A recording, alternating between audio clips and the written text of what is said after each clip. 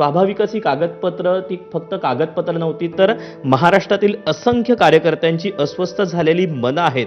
महाराष्ट्रानं आज एक असा नेता गमावला, ज्या हातांमध्ये एखादा कागद गेला की काम झाल्याशिवाय तो कागद खाली ठेवला जात नसेल.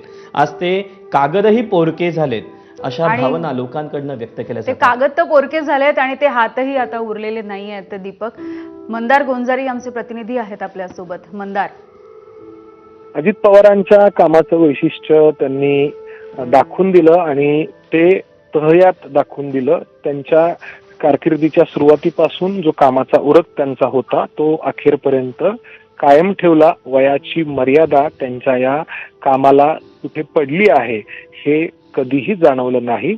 66 वर्षांचे अजित पवार होते, मात्र त्याच तडफेनी सकाळी लवकर ते काम सुरू करत होते हे आपल्याला अखेरपर्यंत पाहायला मिळालं. राजकीय परिस्थिती बदलली, सत्ता गेली, विरोधात बसले किंवा पुन्हा सत्तेत आले तरी देखील अजित पवारांच्या कामाच्या शैलीमध्ये बदल कुठलाही पाहायला मिळाला नाही आणि हेच कारण होतं त्यांच्या भोवतालची गर्दी कधीही कमी झाली नाही. लोक त्यांच्याकडे काम घेऊन जायचे आणि ते काम पूर्ण व्हायचं. जर होणार नसेल तर अजित पवार तसं स्पष्टपणे त्या व्यक्तीला तसंच सांगायचे देखील आणि हीच कामाची पद्धत लोकांना आवडत गेली. अजित पवार वेगवेगळ्या वादांमध्ये अनेकदा अडकले, मात्र तरी देखील ते सातत्याने निवडून येत गेले. त्यांचं मताधिक्य कुठंही कमी झालं नाही. याचं कारण ते लोकांची कामं करत होते.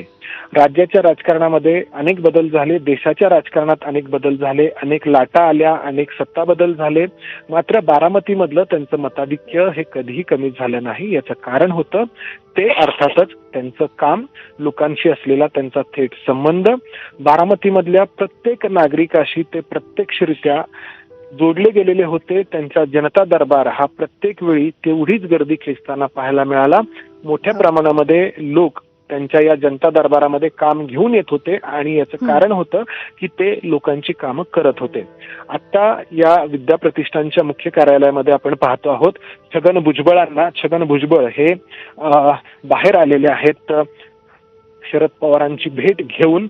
या ठिकाणी इतरही अनेक नेते जे आहेत ते आतमध्ये आहेत. आपण छगन भुजबळांशी बोलण्याचा प्रयत्न करूयात.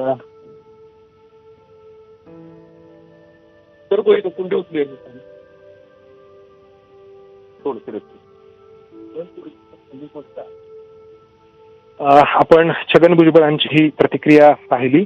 छगन भुजबळांची प्रतिक्रिया हीच होती की सगळं बोलण्याच्या पलीकडचं आहे. छगन भुजबळ हे स्वतः आजारी आहे. त्यानंतर ते बारामतीमध्ये आले. पवार कुटुंबियांची त्यांनी भेट घेतली आणि शरद पवारांची भेट घेऊन ते निघालेले आहेत आणि एकच प्रतिक्रिया त्यांनी दिली की हे सगळं बोलण्याच्या पलीकडचं आहे. कारण जे अजित पवार त्याच तर्फेने काम करताना संपूर्ण महाराष्ट्र पाहत होता. आज सकाळी देखील त्याच त्यांच्या नेहमीच्या शिरस्त्याप्रमाणे मुंबईहून ते निघाले होते बारामतीला यायला, मात्र बारामतीमध्ये ते जिवंत पोहोचू शकले नाहीत. काही अवघे सेकंद उरले होते.